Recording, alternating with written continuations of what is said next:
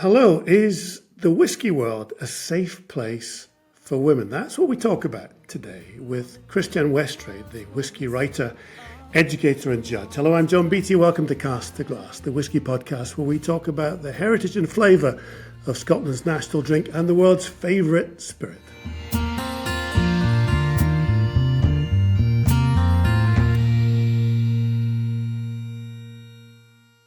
Kristiane, thank you so much for talking to me.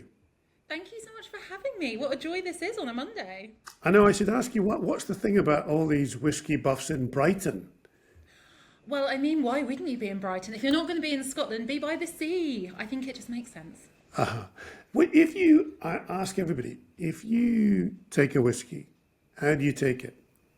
Right now, I want it in a highball with ginger ale. It's still sunny, it's still warm. I want a long drink in the sun with my friends, chilling out. Perfect. And we've spoken to enough people who are saying that that's possibly not the saviour, but the future of whiskey is that we've had this single malt market for a long time now. And maybe the future is a kind of a mixer type event. Is that what you think? I couldn't agree more. I think it's such an untapped opportunity for whiskey, particularly Scotch. If you look at how the sales are going now, it's all blends, it's more affordable whiskies, and they are just fantastic, lengthened out with like soda or ginger ale or cola or whatever you want.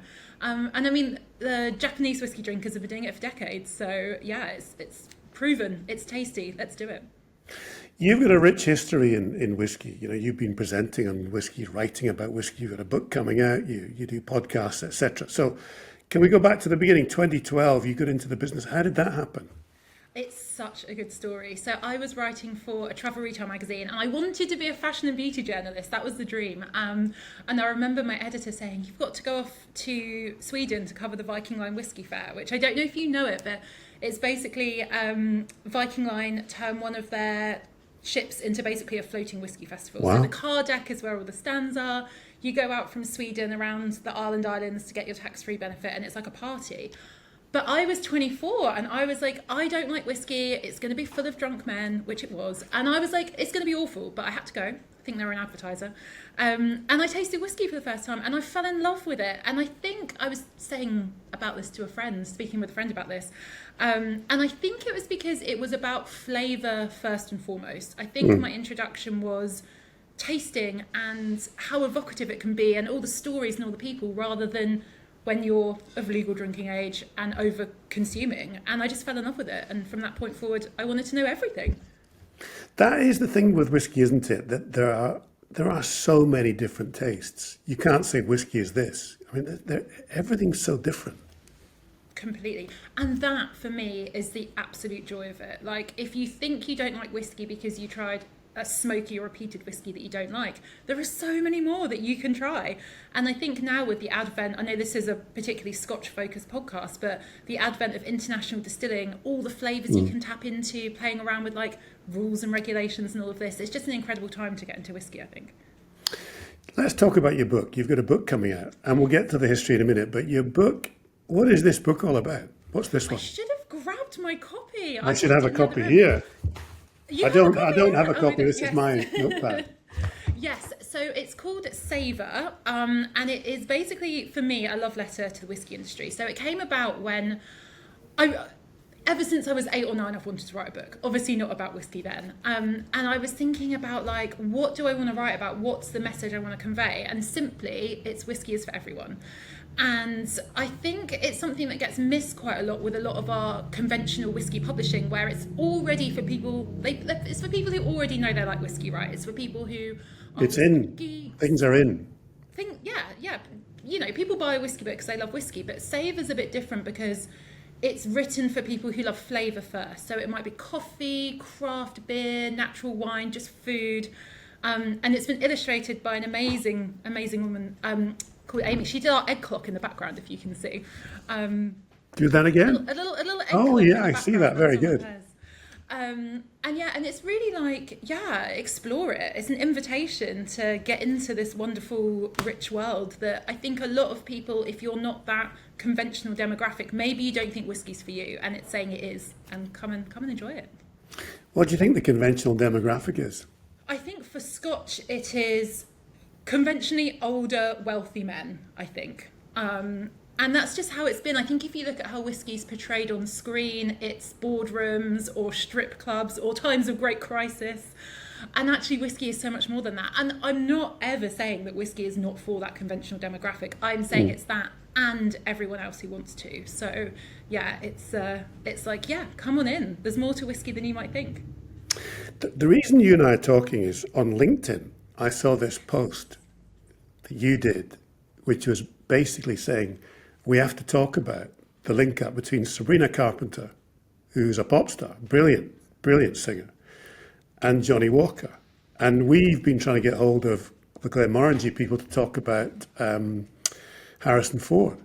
So give me your take on this stuff, because that, if the traditional demographic is your older, richer man, why Sabrina Carpenter, do you think?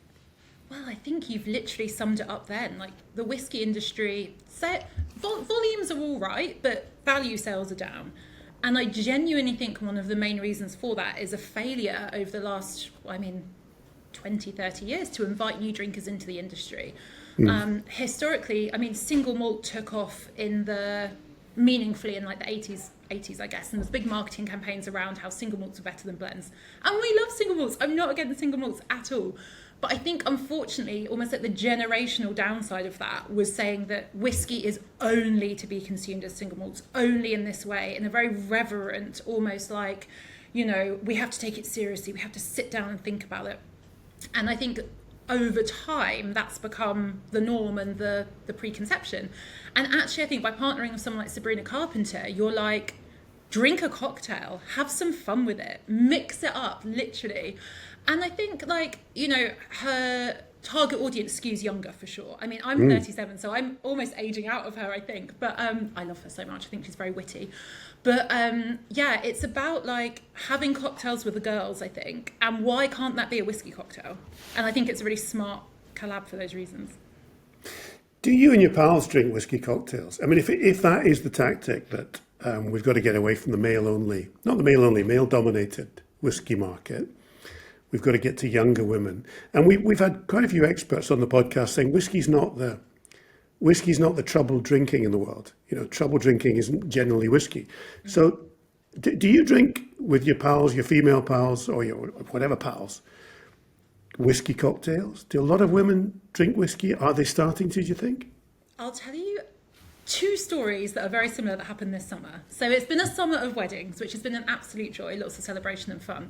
It also means a summer of lots of hen weekends, which again, very fun, very excellent. And these were with my friends who don't work in the drinks industry. And typically there'll be a hot tub, they'll be chatting, it will be lovely.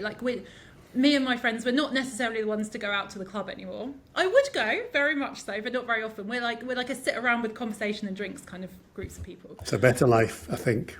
I just love it. It's fantastic. And what more could you want, right? Hot tub, friends, drinks. So a lot of them were drinking gin and tonics or Prosecco. So I crack out whiskey and ginger ale, make myself a highball. And on both of these events, different groups of friends, there was what are you drinking? And I was like, a highball, I'll make you one. So I'll make them one. And they're like, but this is whiskey. And I'm like, yeah, it's whiskey in a mixer. And they're like, I really like it. And then at one of the weddings in particular, everyone was drinking whiskey and ginger ale, so much so that the bar ran out of ginger ale and had to go and get more. So I think this kind of obviously this is very anecdotal, it's not data-led, but when women try whiskey, they really like it. It's that first barrier of is this for me? Or even thinking, even reaching for it and thinking I'll enjoy a whiskey and soda, a whiskey and ginger ale. And when you actually do, it's delicious. And do you think that's what Sabrina Carpenter brings? That do you think that is targeting? Stupidly, I hadn't even thought of this. I hadn't even thought we're targeting a female audience. I just thought it was maybe, making it more widespread in terms of recognition, or trying to get to the American market more. But you're saying no, this is different. Is it? I think so. Again, I don't work for Diageo. I'm certainly not on any of their panels. I have done. But my take is also hilariously, and I don't think this is a bad thing. And there's a video of Sabrina Carpenter drinking neat whiskey. I don't know which one. I think it might have been a bourbon, but I'm not sure. And not liking it.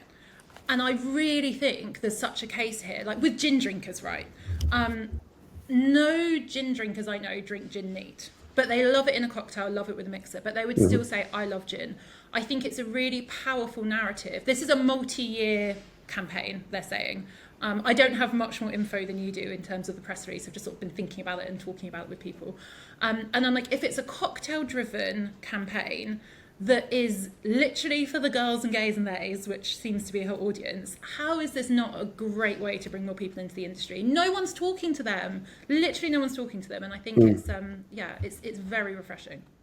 You make an interesting point about gin, don't you? That people don't drink gin neat. You don't have a gin with a bit of ice or, people gathering around to taste neat gin or even drink neat gin.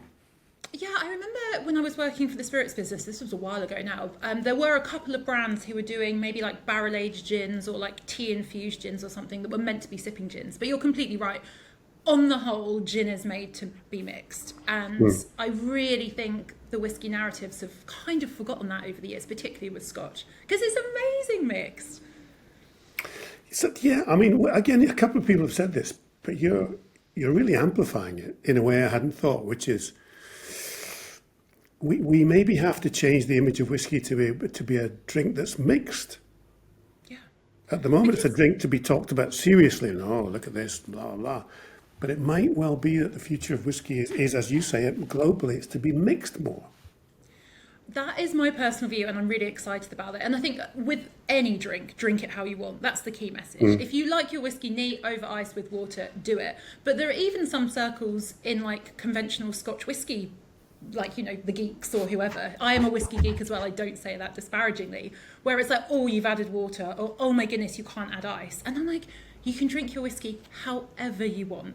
And I think as well, like, not to bring in like health messaging too much, but there's a low and no movement going on, right? So if you've got a single measure of whiskey and a load of mixer and that lasts you for like, 45 minutes, that's like a really easy lower ABV way to consume something. And I think it's, why wouldn't you?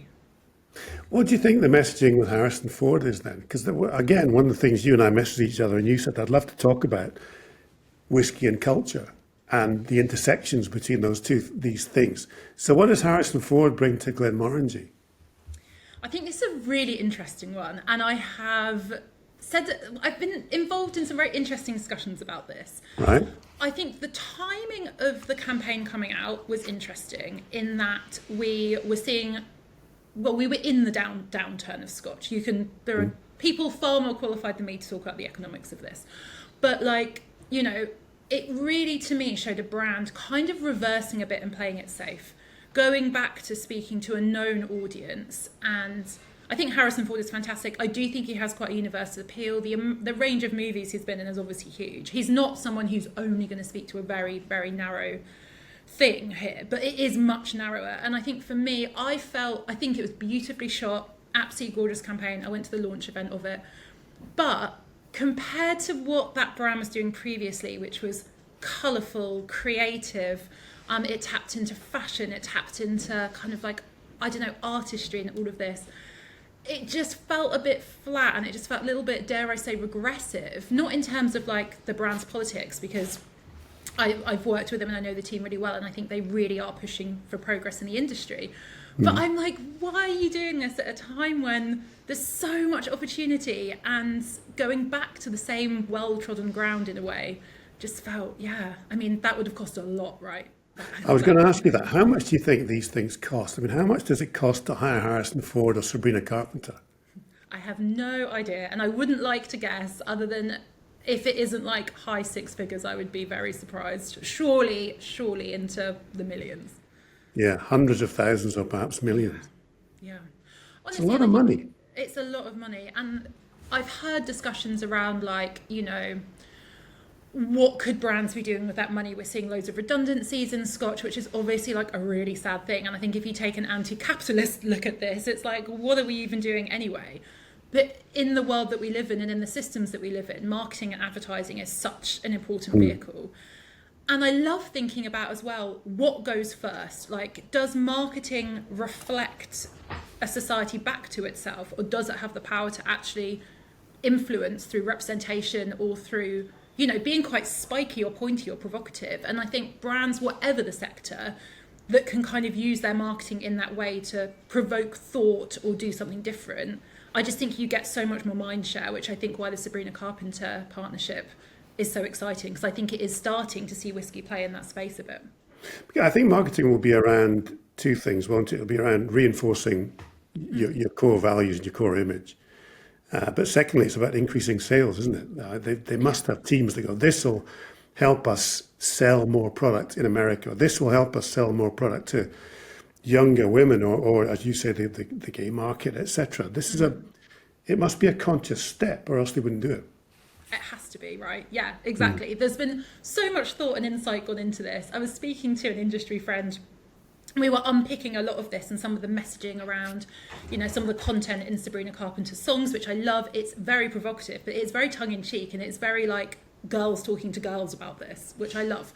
I say this as a lesbian, so I'm not in her like dating men vibe, but I love to see it, and I think there's something quite high camp about it. It feels like she's performing femininity in a way that actually you could argue it's outside of the male gaze in some ways, which I like. But to not go down that rabbit hole, my friend was saying, he was like, I don't think that people in marketing meetings think about it in this much detail. I think they think about the bottom line and I think about demographics, and that's it. And again, I was like, wouldn't it be so much more fun to have these discussions at every single point in that? Because marketing says a lot. And to your point, so much money behind it. Like, make it count. Make it not just raise brand awareness. Make it not just sell bottles, but make people think as well. You mentioned on your website, and you kind of brought up the topic there of safe spaces to have whiskey. Do you think, slightly trickier question, but do you think whiskey is such a male-dominated drink that some women would feel unsafe around it? And I think you've got a list of safe places to drink whiskey, or safe places to drink, I think, if I've read your website correctly. So do you think there is an issue? Well, obviously there's an issue. Men can be stupid. Men have testosterone. Men, we know that, a lot of male behavior is incorrect and inappropriate and downright wrong and dangerous. So do you think then there is an issue around the safety around drinking whiskey for some women? Do you know what? This is something that I think about a lot, because my whole thing is like, I want to invite people into the whiskey industry. But I do sometimes worry that I'm inviting people, particularly like underrepresented groups, into a space that might not be entirely safe for them. And I really take that responsibility seriously. I think there's a whole bunch of stuff going on here. I think one of them is that misogyny is unfortunately rife, and I think what we're seeing with society and politics, which is why everything is so connected. Is there misogyny in whiskey, do you think? Yes. I will come on to some more specific examples of it, but 100% yes. I think everywhere there's misogyny. I think in male-dominated industries especially there's misogyny, and I think in whiskey you have that, but you also have the layer of alcohol on top of it, which unfortunately, and it shouldn't do, can mean that filters come off or people behave in ways that they shouldn't because they are drunk or feel enabled in some other way. So that's that point. I do think that things are changing, but even at industry events, and I can give some examples of this without naming names, but I've been at award ceremonies with my partner where older men in their 50s or maybe even 60s who should know better coming up to us and saying what a pleasure it is to see us there. And when we challenge it and we're like, what do you mean by that? Would you say this to two gay men? Like, are you basically trying to sense check? Are you saying it's lovely to see more diversity and you're being clumsy with your words? Or are you being creepy because there are two women here? And the response being, oh no, I wouldn't say that to two men because I'm not into that. And I'm like, that is weird and gross. Like, why is that to do with anything? And also, I was shortlisted for an award that night. I was like, where are my congratulations, please? But you'd rather go down the, being inappropriate line. Would that be tough? Is this older men chatting you up as two women? Is that what's happening? Or is it older men saying, do you know what, it's lovely to see two gay women here? What do you think it is? Well, that's what I was checking. That's when I answered that question back, it was my partner who was better at this than me, because I was like so shocked. When he said, no, I wouldn't say that to two men because I'm not into that, I was like, that's when you know. Because if it was coming from a place of like clumsily worded, I love to see a more diverse whiskey industry, you would be like, yeah, great, yeah, the more queer couples here the better. But it wasn't. It was because it's two women here, and it's horrible. But I think as well, something that I've seen increasingly, so I'm 37 now, and I only came out as a lesbian, getting more personal here, like really in the last sort of 3 or 4 years. And the shift that I've seen, partly I think because of aging and partly because I'm not available maybe, means that I have a much easier time of it of late. But younger women in the industry who are maybe brand ambassadors, who are on the front line at events, or other writers will tell me stories of them being harassed, being groped, and all of this stuff. And I'm like, no, we need to, as an industry, collectively work much harder at this. Like when behaviour is seen or alleged, it needs to be investigated, needs to be dealt with. And it's horrible to say because, I want to invite more women in and more, non-binary people, more people from different ethnicities, different, more working class people. But I'm like, we, as an industry, collectively, we have a responsibility to make sure it is a safe space. So that's the first thing. Safe Space Whisky it came about after the Supreme Court ruling in April this year around biological sex and the discourse around that, and really the hate that sprung up against the trans community in the wake of that. And it was inspired by what Safe Space Bristol, I think the first to do it, but citywide and, local based initiatives for bars, restaurants, shops, other places to say, essentially, we're not going to tolerate transphobia, you're safe here, we're not going to police any bathrooms, or we have gender neutral toilets. And I think I wanted to do something like that within whiskey because loads of trans people drink whiskey. I live in Brighton, so, yeah, sure.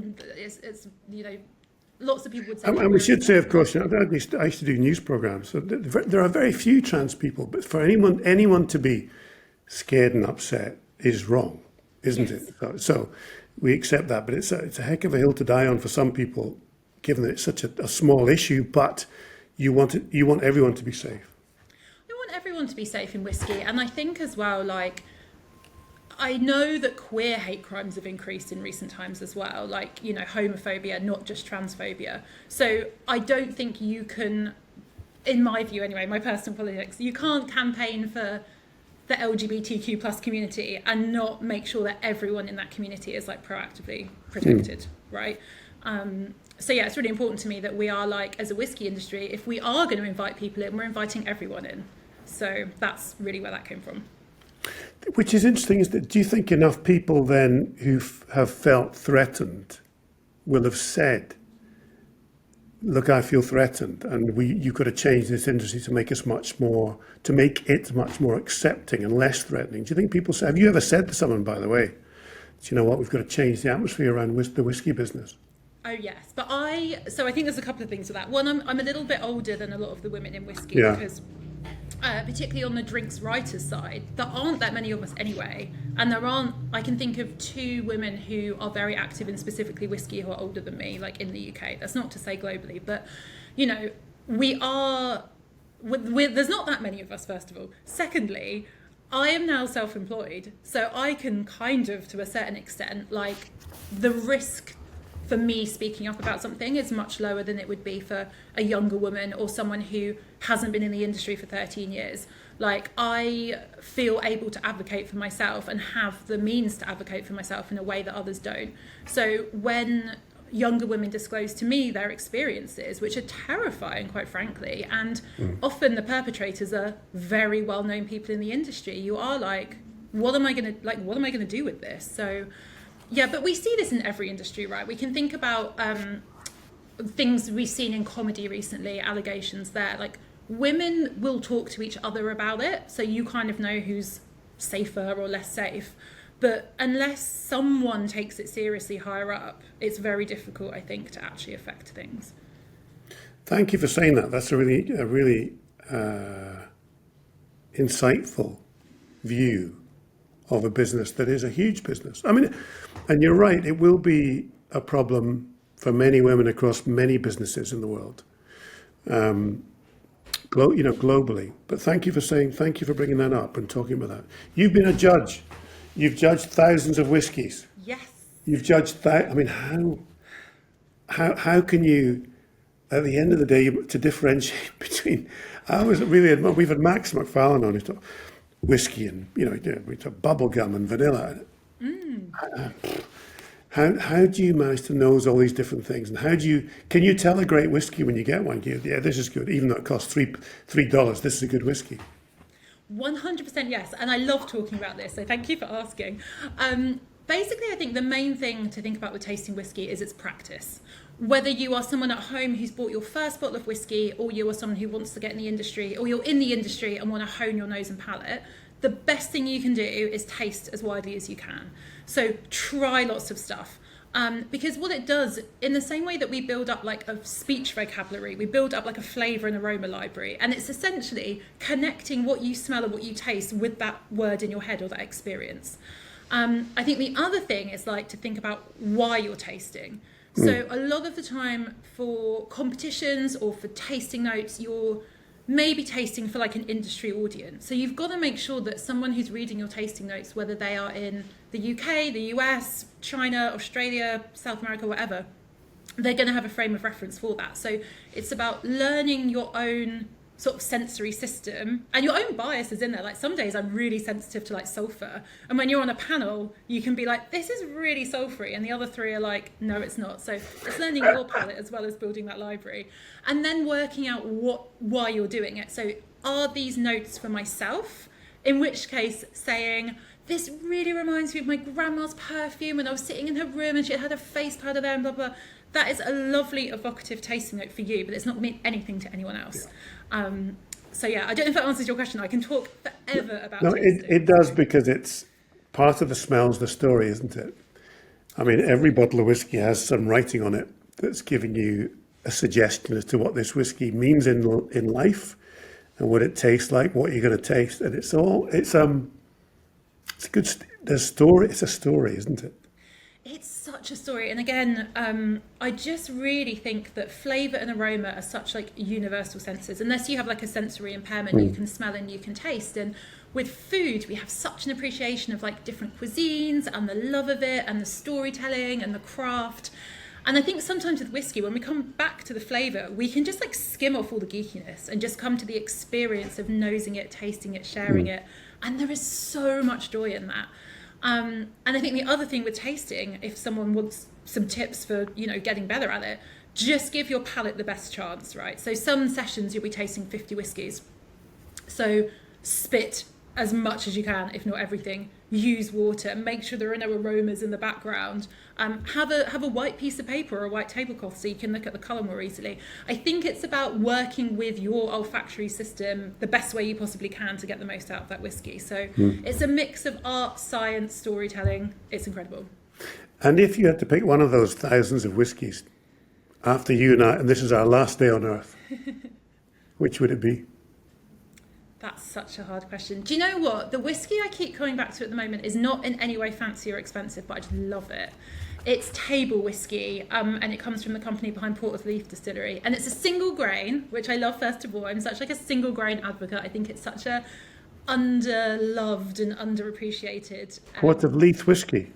Porterleaf. So right. So it's a team. They also have a gin, but they've got this incredible distillery in Leith. Literally take the tram all the way down to the harbour. This vertical distillery, I think it's 7 or 8 stories high. Wow. There's a bar and restaurant at the top, gorgeous views. But they make the whiskey in this like vertical, like hyper modern place. So it's like, city distilling at its finest. But single grain whiskey is made differently to single malt. They don't make it, they buy it in to blend it. But it's about £45 a bottle, I think, or 35 maybe even. It's really, really inexpensive. But it's buttery, it's like popcorn, it's like vanilla ice cream, it's like milk chocolate, and I think it's the most easygoing whiskey to have. It's like sunshine in a bottle. Sunshine on Leith, very good. Sunshine on Leith, yes. Yeah, the proclaimers. And living in Brighton, you've been to lots of distilleries up here. What's the prettiest, do you think, you've seen? Oh my goodness, what a question. Okay, prettiest, the one that jumped into my head straight away, Isle of Raasay Distillery. It's stunning. I was there a few weeks ago. Yes. Oh my goodness. We're just trying to send back a top we bought for our daughter that's too small. Oh, no. It's beautiful distillery. Is it the only distillery where you can stay in a hotel in the distillery? I think It That's is. right. Yeah, they've got those beautiful rooms there. But I mean, you'd have seen this yourself. The views when you're in the still house looking across at the mountains, unbelievable. And you can climb up the hill behind and go for a walk around. There's a wee loch. It's just stunning. Yeah, it's amazing. I went there for the opening, so that would have been 2017, I want to guess, but maybe 2018. But I didn't hike up any mountains, but I did go for a little run on the roads just to breathe it all in, and it was just incredible. You brought up running. You're a fell runner. I mean, I couldn't run the length of myself now, despite having been, in theory, an international sportsman. How do you do fell running? How does anyone run up and down a hill through the rocks? Well, I will say trail running rather Trail than running. fell running. Yes, I would love it. So my bucket list wish is to do the Jura race, the Jura fell race. So The Trois Whisky Pas of introduced Jura. it. Yes, oh my goodness, but that seems so hard. But yeah, so I got into it. My local running club when I lived down the road in Seaford Striders, shout out to them. And living by the South Downs, it's on our doorstep. Even from Brighton, it's so easy, and it's like, the rolling chalk hills, but some steep ups and downs, and the views. And I just think there's nothing like being out in the countryside and that feeling of satisfaction when you've got yourself up a hill on your own legs, basically. But I think to your point about running up hills, I think one of the things I love about trail running is like no one really focuses on time so much. Like I do a bit of road running as well, but if you do a road marathon, everyone's like, what was your time? What was your time? Did you get under 4 hours or whatever? Whereas for trail running, and I think ultra running in general, there's such an appreciation and respect just for the distance, and that you got out there and you did it. And I think that's really what the joy of running is just, being in the moment, in your body, in the countryside, maybe with people. So, yeah. Do you train using heart rate? I've just started doing the whole heart rate zone 2 thing, which is really low. It's really low. Everyone should be doing this zone 2, which is only 70% of your maximum, 220 minus your age times 0.7. And it takes you way below what I used to run at. Do you do that? Slow running? Yeah, I do. I mean, so basically it's partly for me for injury prevention as well, but I try and run, if I'm like, going for it, like 5 times a week, 2 of those will be zone 2 runs. Because, I mean, you'll know more than me, you're the sports person, but I'm old. That cardiovascular base will just mean that you can run slower to run faster, I think, is the aim. Yeah. Listen, I could talk all day to you. I feel that. Thank you for chatting to me. Before you go, what do you think? What do you think the whiskey world is at just now, and what do you think whiskey means to the world? Oh, that's such a good question. I think globally, whiskey is actually an amazing place. More people are drinking whiskey than ever in more places than ever, and that's only to be celebrated. And more people are making whiskey in more places than ever. When I was researching Savour, I didn't really talk about it very much. Like, I was talking about whiskey distilleries in Namibia, in Mexico, like all of these places. So that is really exciting, and I think the opportunities are incredible. The thing that worries me, not to finish on a downer, is if we look at culture and society, particularly in the UK and US, it does feel like it's becoming much more like lowercase c conservative.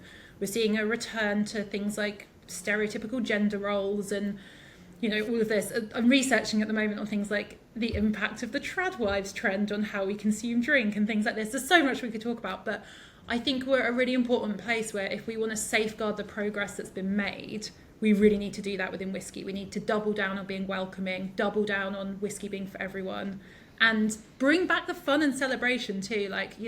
Times are not always great for everyone, but whiskey is a drink for, if you want to, like serious contemplation, but there's also a drink for fun. So that's how I see it at the moment. Kristiane, good luck with the book, and thank you so much for talking to me. We're never going home. We're never going home. Can we stay with you in Scotland for the rest of our lives? We're never going home. Never going home. All it took was one sip of the water of life.